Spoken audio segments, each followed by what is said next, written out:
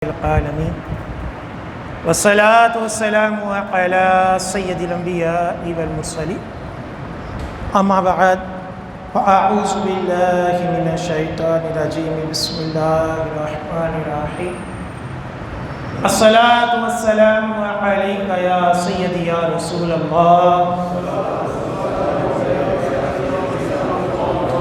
وعلى آلك وأصحابك يا سيدي يا حبيب الله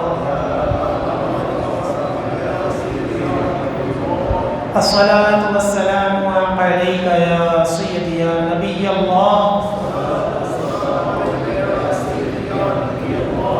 وعلى آلك وأصحابك يا سيدي يا نور الله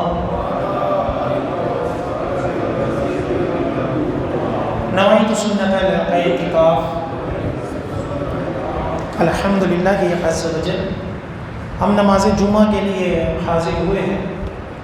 دعا ہے کہ رب تعالی ہماری اس ادنا سی حاضری کو اپنی بلند بارگاہ میں قبول و منظور فرمائے، اور جو کچھ اس جمعے میں بیان ہوگا اسے سننے کی، سمجھنے کی، اس کے اوپر عمل پیدا ہونے کی اور مجھے صحیح طرح بیان کرنے کی توفیق عطا فرمائے۔ آج جس موضوع کے اوپر میں بیان کروں گا وہ موضوع ہے حج کس کے اوپر فرض ہے۔ حج کس کے اوپر فرض ہے؟ ہو سکتا ہے کئی لوگ کہیں گے اس کا ان دنوں میں کیا تعلق بنتا ہے، ابھی حج کے مہینہ تو بعد میں آئے گا۔ تو دراصل ابھی جو ہے اس کی تیاری ہو رہی ہے، ویزے وغیرہ کی ترکیب چل رہی ہے۔ تو آج اگر کسی کو پتہ چلے گا کہ میرے اوپر حج فرض ہے تو وہ اسی وقت کوشش کرے گا۔ جب لوگ چلے گئے، ویزے بند ہو گئے، اس کے بعد اگر یہ موضوع لیا جائے گا تو لوگ کہیں گے کہ اب کیا فائدہ ہے۔ پہلے زمانوں میں لوگ جو تھے وہ جہاز وغیرہ تو ہوتے نہیں تھے، تو وہ کئی ماہ پہلے ہی سفر شروع کرتے تھے۔ اونٹوں کے اوپر، گھوڑوں کے اوپر ان کا سفر جو تھا وہ شروع ہو جاتا تھا، اور وہ اپنے اس مکمل سفر کی تیاری کرتے تھے۔ تو اس دور میں بھی علماء نے اپنی کتابوں میں یہی لکھا کہ جس وقت قافلے روانہ ہوں اس وقت بندے کے اوپر کیا ہے، اگر سامان، اخراجات، تندرستی ہے تو اس کے اوپر اس وقت حج فرض ہے کہ وہ بھی ان کے ساتھ نکلے۔ حج ایک ہے کہ اس کا فرض کہ کس کے اوپر حج فرض ہے، اس کے پاس کتنا مال ہو۔ اس کے بعد ایک دوسری کیٹیگری آتی ہے کہ ایک بندے کے پاس مال بھی ہے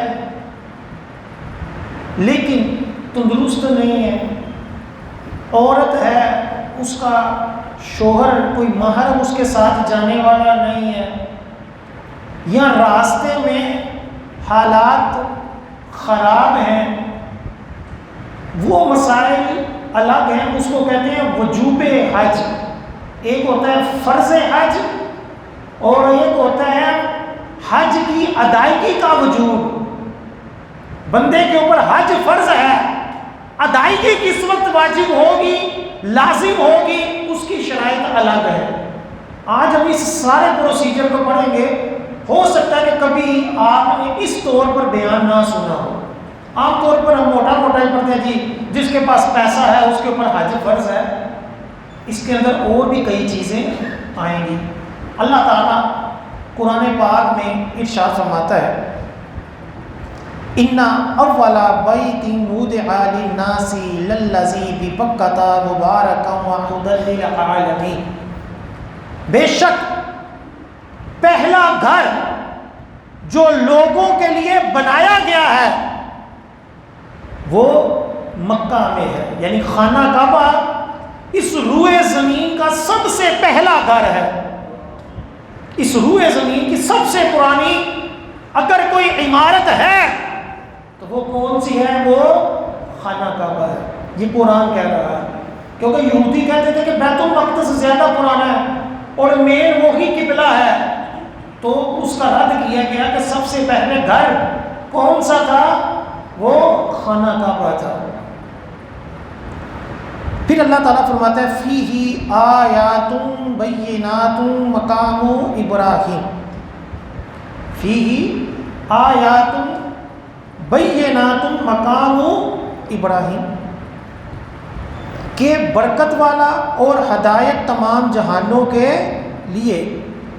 اس میں کھلی ہوئی نشانیاں ہیں مقام ابراہیم، اور جو شخص اس میں داخل ہو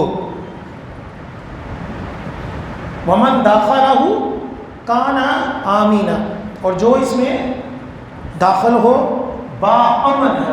کہ خانہ کعبہ کی یہ شان ہے کہ جو اس کے اندر حرم کے اندر آ جائے وہ کیا ہے؟ وہ امن میں.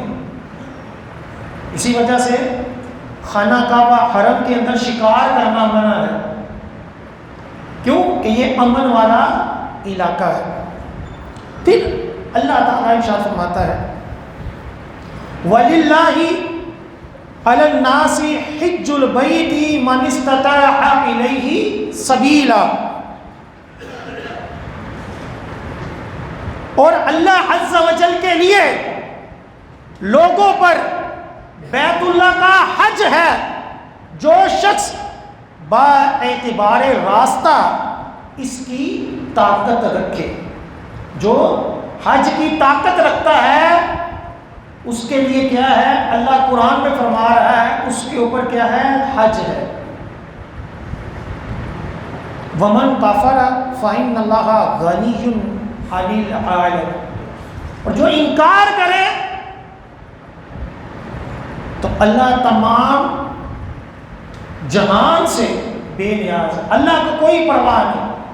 حج اگر ہم کرتے ہیں، نماز اگر ہم پڑھتے ہیں، ہم روزہ رکھتے ہیں، ہم جو بھی کرتے ہیں یہ ہم اپنے لیے کرتے ہیں. اللہ تعالیٰ کو ہماری عبادت کی حاجت نہیں ہے. اگر ہم کوئی فرض میں کوتاہی کرتے ہیں تو یہ کیا ہے؟ یہ ہمارا اپنا قصور اور ہماری اوپر وبال ہے. اللہ تعالیٰ کو اس سے کوئی غرض نہیں. پھر ترمذی شریف کی اور ابن ماجہ کی حدیث پاک ہے. حضرت ابن عمر رضی اللہ تعالی عنہ راوی ہیں کہ ایک شخص نے عرض کی کہ کیا چیز حج کو واجب کرتی ہے، کہ کس بندے کے اوپر حج کرنا لازم ہے؟ تو فرمایا توشہ اور سواری. یعنی پیسہ ہو کہ جو حج کے سفر کے لیے کام آئے، کھانے پینے کا خرچہ ہو، اور دوسرا کیا ہے؟ سواری ہو. یعنی پہلے زمانوں میں سواری کا خرچہ اور دوسرا جو راستے میں خرچ کھانے پینے کا ہوتا ہے وہ خرچہ جس کے پاس ہوگا تو فرمایا اس کے اوپر کیا ہے؟ وہ حج فرض ہے. اب موجودہ دور میں جس کے پاس ویزا ہے، جہاز میں آنے جانے کا خرچہ ہے، اور وہاں جتنے دن اس نے رہنا ہے اتنے دنوں کا اس کے پاس خرچہ ہے، اور اپنے پیچھے جو اس کے گھر والے ہیں ان کو دینے کے لیے کچھ خرچہ ہے کہ پیچھے سے وہ اپنا گزارا کرتے رہیں. جس کے پاس اتنے اخراجات ہیں اس کے اوپر کیا ہے؟ وہ حج فرض ہے. اب اس سال سرکاری طور پر جو حج کا اعلان ہوا تقریباً 12 لاکھ روپے کے قریب ہوا. اب جس کے پاس 12 لاکھ روپیہ ہے، ہو سکتا ہے کہ وہ ساری زندگی کی کمائی اس کی 12 لاکھ ہو، اس کو پینشن میں 12 لاکھ ملے ہوں، الغرض جس کے پاس 12 لاکھ اس سال میں ہیں اس کے اوپر کیا ہے؟ وہ حج فرض ہے. کہ 12 لاکھ میں وہ چند ہزار 1,00,000 بالفرض اپنے گھر والوں کو خرچے کا بھی دے سکتا ہے، اور بقیہ جو ہے وہاں کھانا پینا رہائش سارا کچھ اس میں آ جاتا ہے، تو اس کے اوپر کیا ہوگا؟ وہ حج فرض ہوگا۔ یہ قرآن اور حدیث کا فیصلہ ہے۔ پھر مزید اس کے اندر اور بھی شرائط ہے کہ ٹوٹل 8 شرطیں ہیں اس کی، حج کی 8 شرطیں ہیں، جس میں سب سے پہلے ہے اسلام، کہ بندہ جو ہے وہ مسلمان ہو۔ اگر ایک شخص جو ہے وہ غیر مسلم ہی ہے یا مرتد ہے معاذ اللہ، تو اس کے اوپر حج فرض نہیں ہے۔ اگر وہ کرے گا بھی تو اس کا فرض ادا نہیں ہوگا۔ نمبر 2، دار الحرب، کہ ایک شخص جو ہے وہ کسی یورپ کے ملک میں مسلمان ہے، نیا نیا مسلمان ہوا ہے، اس کو پتہ ہی نہیں کہ حج بھی کوئی فرض ہے،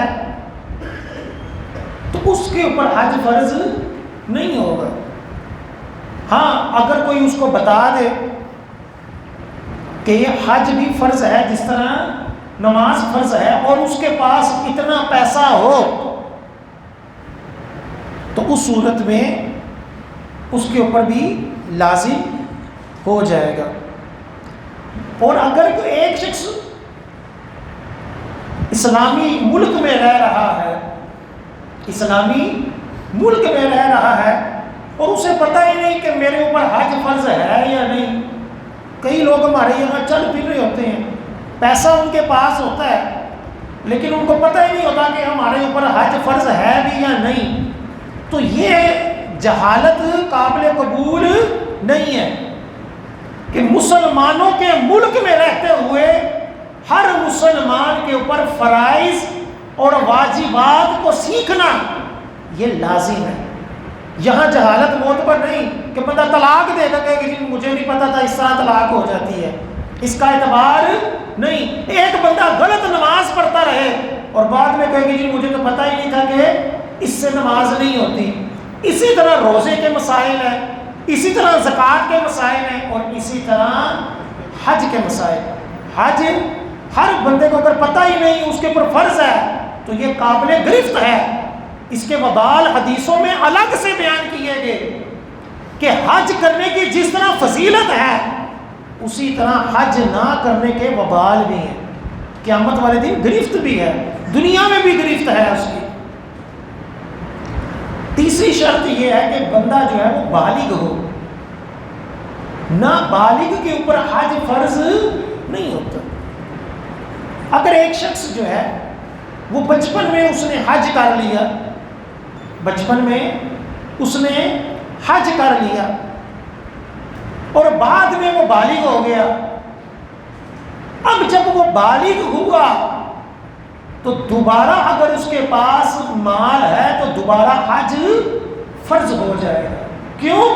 کہ جو پہلے اس نے حج ادا کیا وہ فرض نہیں تھا، اور حج زندگی میں ایک مرتبہ کیا ہے، یہ فرض ہے کہ جس کے پاس مال ہو اس کے اوپر زندگی میں ایک مرتبہ حج کرنا کیا ہے، وہ فرض ہے۔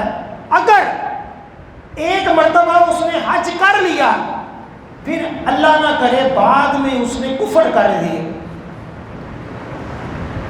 جملہ کفریہ بول دیا، دارہ اسلام سے خارج ہو گیا، نبی کریم صلی اللہ علیہ وسلم کی شان میں گستاخی کر دی، اللہ تعالیٰ کی شان میں گستاخی کر دی، فرشتوں کی شان میں گستاخی کر دی، تو وہ بندہ جو ہوگا وہ مرتد ہو گیا۔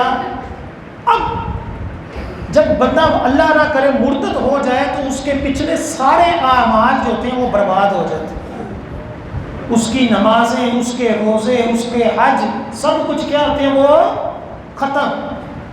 اب اگر اللہ تعالیٰ اس کو توفیق دے اور وہ دوبارہ اسلام قبول کر لے تو اب دوبارہ اس کے اوپر کیا ہوگا، وہ حج فرض ہو جائے۔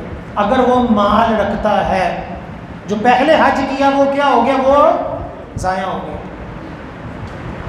تو زندگی میں ایک مرتبہ فرض، اور شرط کیا ہے، بندہ کیا ہو، وہ بالغ ہو۔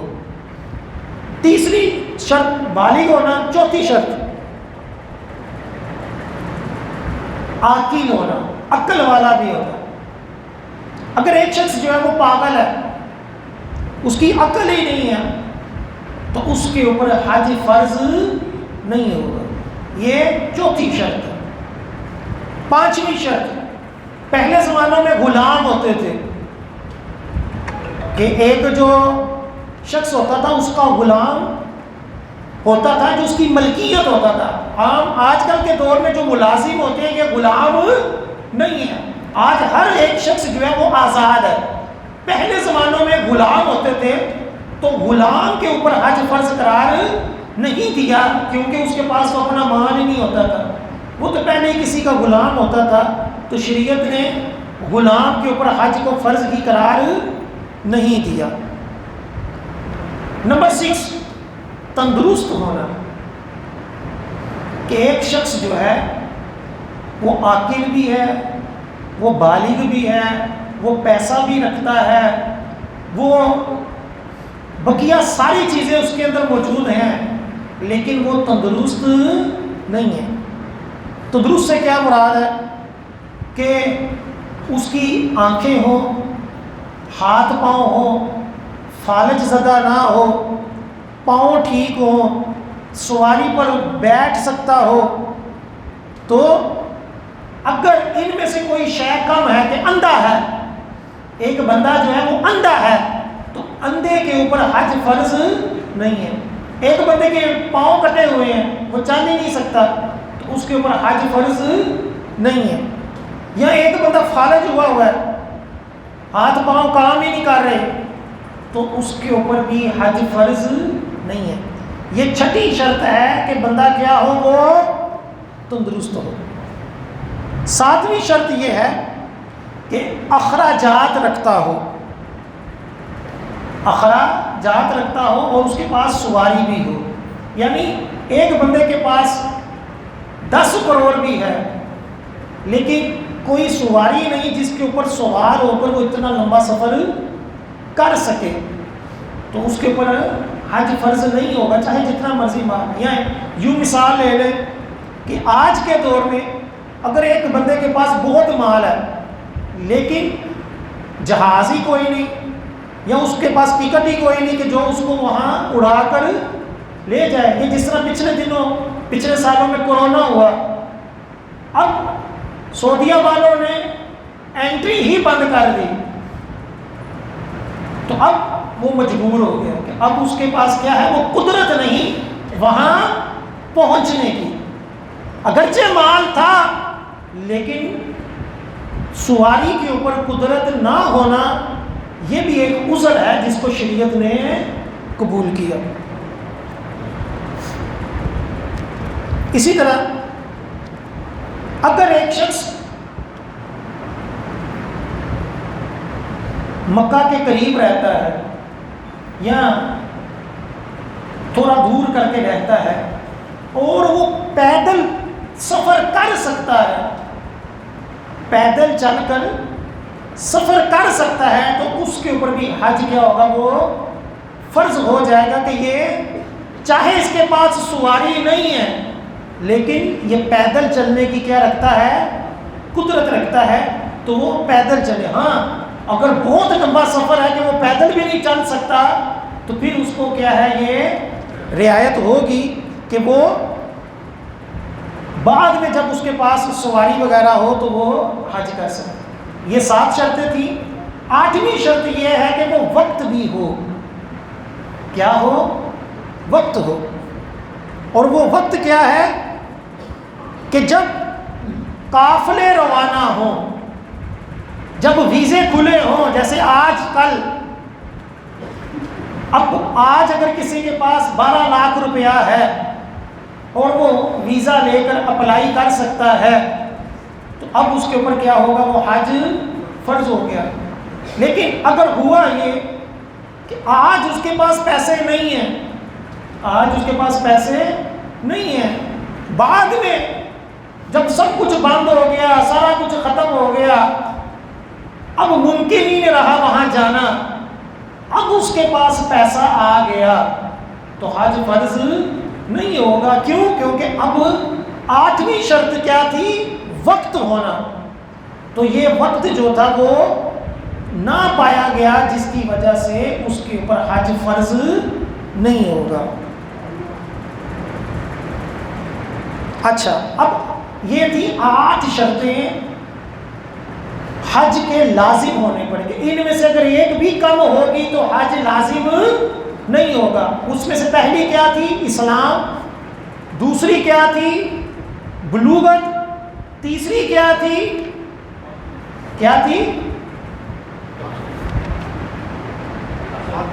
عاقل. چوتھی کیا تھی؟ تندرستی. 5ویں کیا تھی؟ کسی کو یاد ہو 5ویں کیا تھی شرط؟ اخراجات. اخراجات بھی اس کے پاس ہوں. 6ٹھی شرط کیا تھی؟ ہاں، عقل والا بھی ہو، ذہین یعنی سمجھ بوجھ رکھنے والا ہو، بے وقوف مجنون قسم کا بندہ نہ ہو. 7ویں شرط کیا تھی؟ تندرست ہونے والا ہو گیا.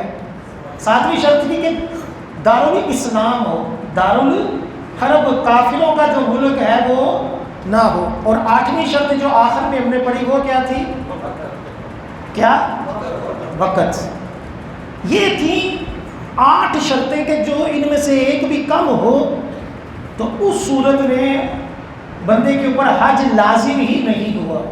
لیکن اب ہے ادائیگی کا حکم کہ یہ 8 کی 8 شرطیں اس کے اوپر پائی جاتی ہیں.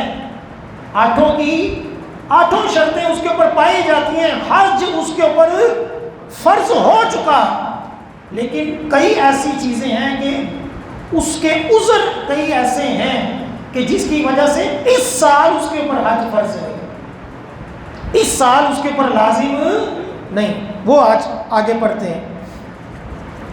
اس میں سے ایک یہ ہے کہ راستے میں امن نہ ہونا. راستے میں امن نہ ہونا کہ بالفرض ایک بندے کے اوپر حج فرض ہے، سارا کچھ ہے، لیکن اس نے جن علاقوں سے گزر کر جانا ہے وہ جگہ جو ہیں وہ قتل و غارت ہو رہی ہے وہاں. تو اب کیا ہوگا؟ حج فرض ہے اس کے اوپر، لیکن ادائیگی ابھی لازم نہیں ہے. یہ بڑا اہم پوائنٹ ہے. کیوں کہ جب سعودیہ جو تھے نجدی، جنہوں نے ترکیوں سے یہ ملک چھینا، حجاز چھینا، تو ہماری عوام جو تھی بڑی بولی بالی ہے، ایسے ہی عقیدت میں مار کھپ جاتے ہیں. تو وہ عام طور پر یہی کہتے ہیں کہ دیکھو جی یہ کبھی غلط ہو سکتے ہیں، کہ دیکھو جی سرکار کے گھر کے پاس بیٹھے ہوئے ہیں، جس طرح لوگوں کی جہالت ہوتی. انہوں نے کبھی تاریخ پڑھی نہیں، ان کو پتہ ہوتا کوئی نہیں کہ کیا زمانے. جب ترکیوں سے سعودیہ والوں نے یورپ کے ساتھ مل کر یہ حجاز چھینا تھا تو اس وقت بہت زیادہ قتل و غارت ہوئی تھی. کئی مسلمانوں کو قتل بھی کیا گیا، یہاں تک کہ گنبد خضرا کو بھی گولیاں لگی تھی. تو اس سال چونکہ قتل و غارت ہو رہی تھی، حالات ٹھیک نہیں تھے، تو ہندوستان پاکستان اس وقت ایک ہی تھا. تو بڑے صغیر کے بڑے بڑے علماء کرام نے ایک متفقہ اہل سنت کے علماء نے فتویٰ جاری کیا کہ اس سال حج کرنے اگر جائیں گے تو اپنی جان کیا ہے وہ ہلاکت پہ پیش کرنا ہے. جان جا سکتی ہے، حالات ٹھیک نہیں ہے، لہٰذا اس سال حج کرنا لازم نہیں ہے. یہ فتویٰ دیا تھا، اور اس کے مین جو مفتی تھے وہ اعلیٰ حضرت کے شہزادے مصطفیٰ رضا رحمۃ اللہ علیہ تھے. اب کئی بد مذہب جو ہیں اس فتوے کو لے کر عام مسلمانوں کو مس گائیڈ کرتے ہیں کہ دیکھو جی انہوں نے کہہ دیا تھا کہ حج فرض نہیں ہے، حج سے روک دیا تھا ایک دور میں، یہ نہیں بتاتے کہ کس وجہ سے روکا تھا، بس اتنی بات بتائی جاتی ہے کہ حج سے روک دیا، جس طرح نمازیں نہیں پڑھتے اسی طرح انہوں نے کہا دیا تھا کہ حج بھی نہیں کرنا، حج بھی لازم نہیں رہا۔ حالانکہ حقیقت کیا تھی کہ راستے میں امن نہیں تھا، وہاں قتل و غارت ہو رہی تھی، اس وقت اگر کوئی حج کرنے جاتا تو اس کی جان خطرے میں تھی۔ مسلمانوں کی جان بچاتے ہوئے علماء کرام نے کیا فتویٰ دیا کہ اس سال حج لازم نہیں ہے، اور یہ کتابوں کے اندر بھی مسئلہ لکھا ہوا ہے کہ ایک بندے کے اوپر حج لازم ہے، فرض ہے، لیکن اس کی ادائیگی ابھی لازم نہیں ہے۔ کیوں؟ کیونکہ راستے میں امن ہونا، سکون ہونا، یہ کیا ہے؟ یہ ایک وجوب کی دلیل ہے کہ تب جو ہے وہ لازم ہوگا کہ اگر راستہ پر امن ہو۔ اگر راستے میں بد امنی ہوگی تو بندے کے اوپر اس سال حج لازم نہیں ہوگا۔ اچھا، دوسرا یہ ہے کہ ایک عورت ہے، اس کے پاس پیسہ بھی ہے، تندرستی بھی ہے، وہ بالغہ بھی ہے، وہ عقل بھی رکھتی ہے، لیکن اس کے ساتھ کوئی اس کا محرم جو ہے وہ سفر کرنے والا نہیں ہے، تو وہ اکیلی جائے گی تو گناہ گار ہے، اکیلی جائے گی تو گناہ گار ہے۔ لیکن ہماری عورتیں جاتی ہیں، عمرے کرنے بھی چلی جاتی ہیں، حج کرنے بھی چلی جاتی ہیں، حالانکہ ہر قدم کے اوپر کیا ہے؟ گناہ ہے۔ حج کرے گی تو حج کا فرض ادا ہو گیا، لیکن ہر قدم پر جو گناہ ملا ہے اس کا وبال کیا تھوڑا ہے؟ اب ایک عورت کے پاس شریعت کہتی ہے کہ اگر تمہارے ساتھ کوئی محرم نہیں ہے، شوہر نہیں، باپ نہیں، بیٹا نہیں، جس کے ساتھ نکاح کرنا ہمیشہ کے لیے حرام ہو، ایسا کوئی رشتہ نہیں ہے، تو تمہارے اوپر ابھی حج کرنا لازم نہیں ہے، انتظار کرو، جب محرم مل جائے اس وقت تمہارے اوپر حج کی ادائیگی لازم ہوگی۔ یہ مسئلہ یاد رکھنے والا ہے کہ کئی عورتیں کہتے ہیں جی ہم پھر ہمارا حج ادا نہیں ہوا یا ہم کیا کریں؟ تو شریعت نے کہا کہ ابھی انتظار، بندے کے اندر اگر لگن ہوگی، کوشش ہوگی تو اللہ تعالیٰ اسباب پیدا فرما دیتا ہے۔ اسی طرح ایک بندہ جو ہے وہ قید میں ہے، وہ کہاں ہے؟ جیل میں ہے، قید ہے، حالانکہ اس کے پاس پیسہ بھی ہے، تندرستی بھی ہے، سب کچھ ہے، لیکن کیا ہے؟ وہ قید میں ہے، تو اس کو بھی شریعت نے عذر شمار کیا۔ اب ایسا نہیں ہوگا کہ ایک بندہ جیل میں قید ہو اور ہم کہیں کہ تمہارے اوپر چونکہ حج فرض تھا تم گئے نہیں، اس ساتھ تم گناہ گار ہو، ایسا نہیں ہوگا، بلکہ کیا کہا جائے گا؟ اس سال تیرے اوپر حج کرنا لازم نہیں ہے، جب تو آزاد ہو جائے گا تب تمہارے اوپر کیا ہوگا؟ وہ حج کرنا لازم ہوگا۔ اچھا، حج کی شرائط اور حج کی ادائیگی کے واجبات میں ایک فرق ہے۔ حج کی جو 8 شرطیں ہم نے پڑھی اس میں سے ایک بھی شرط کم ہو تو حج سرے سے ہی لازم نہ ہوا، لیکن اگر حج فرض ہو چکا، ادائیگی نہیں کر سکا، حج فرض ہو چکا لیکن کسی وجہ سے ادائیگی نہ کر سکا، تو اس صورت میں اس کے اوپر حکم ہوتا ہے کہ وہ وصیت کر جائے کہ میرے پاس مال تھا، تندرستی تھی، لیکن میں قید ہونے کی وجہ سے یا عورت کہ مجھے کوئی محرم نہیں ملا یا راستے خراب تھے اور میری زندگی نے میرے ساتھ وفا نہیں کی، تو اس کے اوپر وصیت کرنا ضروری ہو جائے گا، کیونکہ حج تو فرض ہو چکا نا، اب وہ وصیت کر جائے گا کہ میرے بدلے میں کوئی اور جو ہے میری طرف سے حج کرے. اس کو کہتے ہیں حج بدل. حج بدل یہ ہوتا ہے کہ بندہ خود حج نہیں کر سکا, بندہ خود حج نہیں کر سکا, اب وہ کسی اور کو بارے میں وصیت کر جائے کہ میرے مرنے کے بعد فلاں بندے کو میرے مال میں سے حج کروا دیا جائے. اب وہ دوسرا بندہ جو حج کرے گا, حج اس کا ادا نہیں ہوگا, حج اس شخص کا ادا ہوگا جس نے خرچہ اٹھایا. ٹھیک ہے, اس کو کہتے ہیں حج بدل.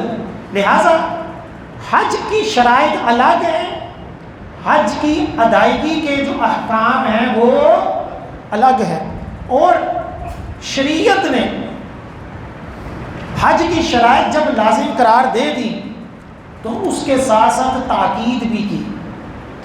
ہمارے یہاں لوگ منصوبے بناتے ہیں کہ فلاں جب کام ہو جائے گا, وہ فلاں ہو جائے گا, تو جا کر میں کیا کروں گا, میں وہ حج کروں گا, بچی کی شادی کروا دوں گا, تو میں حج کروں گا. جبکہ آقا علیہ السلام کیا فرماتے ہیں سنیں. نبی کریم صلی اللہ علیہ وآلہ وسلم نے فرمایا, جو فرض حج فرض جلد ادا کرو, حج فرض جلد ادا کرو. اور ایک حدیث پاک میں فرمایا کہ جو حج کا ارادہ رکھتا ہے وہ جلدی کرے. وجہ کیا پیش کی, فرمایا کیا معلوم کیا پیش آ جائے.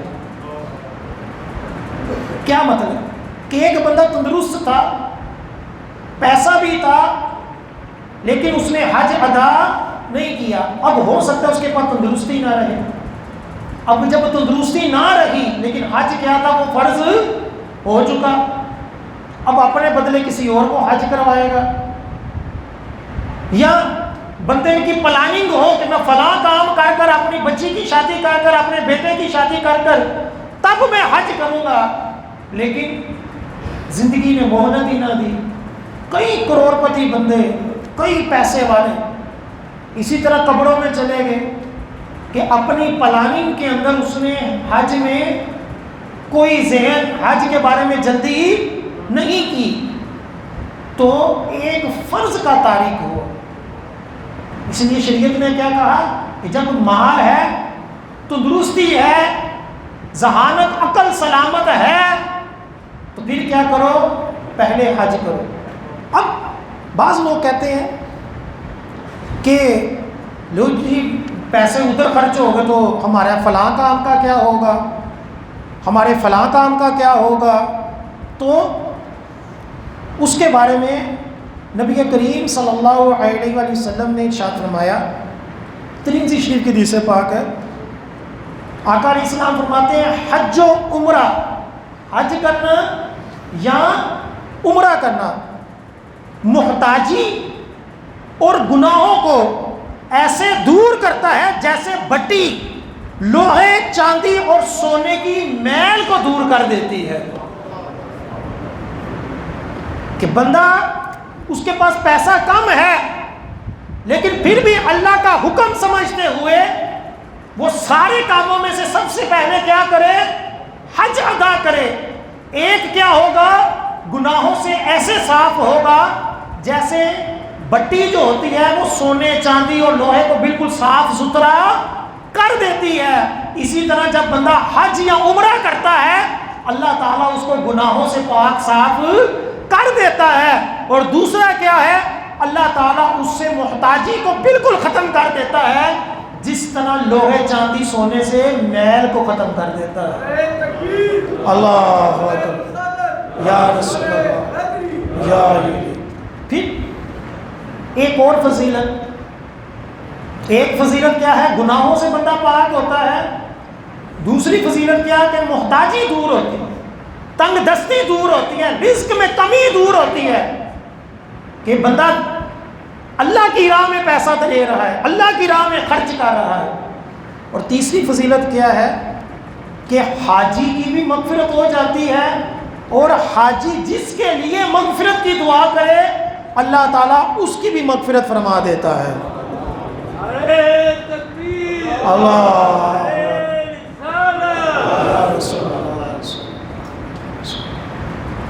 اور ایک حدیث پاک میں فرمایا گیا، سنن دارمی کی حدیث پاک ہے، آقا علیہ السلام نے فرمایا جسے حج کرنے سے نہ حاجت ظاہرہ رکاوٹ ہوئی، نہ بادشاہ ظالم، نہ کوئی ایسا مرض جو اس کو روک دے. یعنی ہم نے شرائط پڑھی نا کہ اگر کوئی رکاوٹ ہو، راستہ خراب ہے، تو آقا علیہ السلام نے فرمایا اگر ظالم بادشاہ ہے وہ مسلمانوں کو حج کرنے نہیں دے رہا تو یہ بھی ایک رکاوٹ ہے، راستہ کے اندر رکاوٹ ہو گئی. تو آقا علیہ السلام نے فرمایا لیکن اگر ایک شخص ہے، پیسہ بھی ہے، تندرستی بھی ہے، کوئی رکاوٹ بھی نہیں، کوئی مرض بھی نہیں، اس کے باوجود اگر وہ حج نہ کرے، بغیر حج کیے مر جائے، تو آقا علیہ السلام نے فرمایا یہودی ہو کر مرے یا عیسائی ہو کر مرے. کس قدر سخت وعید ہے کہ اس بندے کا ایمان خطرے میں ہے کہ جو بندہ باوجود حج فرض ہونے کے اگر وہ حج میں کیا کرے، کوتاہی کرے، تو اللہ تعالیٰ کو کوئی پرواہ نہیں کہ وہ مسلمان مرتا ہے یا کافر ہو کر مرتا ہے. تو آج ہمارا جو موضوع تھا وہ یہی تھا کہ حج کس کے اوپر فرض ہے. ہم نے اس کی شرائط بھی پڑھی، ادائیگی کس صورت میں واجب ہے اس کو بھی پڑھا، حج کی فضیلت کیا ہے اس کو بھی سنا، اور جس کے اوپر حج فرض ہے لیکن وہ اپنے عذر لے کر بیٹھا ہوا ہے، میں یہ کر لوں، میں وہ کر لوں، اور بغیر حج کیے مر جائے، اس کا ایمان بھی خطرے میں ہے. اللہ تعالی ہم سب کو بار بار مکہ مدینہ دیکھنے کی توفیق عطا فرمائے، بار بار توفیق عطا فرمائے.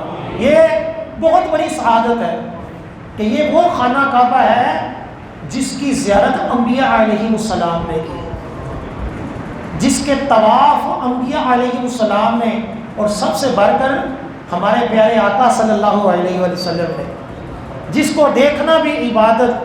اور وہ عرفات کا میدان کہ جس کے اندر جب بندہ کھڑا ہوتا ہے اللہ تعالیٰ اس کے اوپر خوش ہوتا ہے اور فرشتوں میں فخر کرتا ہے کہ یہ میرے بندے کس حال میں ایک ہی لباس میں مجھ سے مانگ رہے ہیں، اس کے اندر دعائیں قبول ہوتی ہیں. تو حج جو ہے ایک معراج ہے انسان کی، ایک مسلمان کی معراج ہے کہ اللہ تعالیٰ نے اس کو یہ توفیق عطا فرمائی. لیکن یہ اسی کو نصیب ہوتا ہے جس کا ذوق ہو، جس کو شوق ہو. جس کو ذوق شوق نہیں، اس کے پاس جتنا مرضی پیسہ ہو اس کو توفیق نہیں. وہ دنیا کے کئی ملک دیکھ لیتا ہے لیکن کیسی بدقسمتی ہے کہ اللہ تعالیٰ کے گھر کی زیارت نہ نصیب ہو. اللہ تعالیٰ پناہ عطا فرمائے. آمین ثم آمین. ابھی اذان ہوگی، اس کے بعد آپ سنتے پڑھ.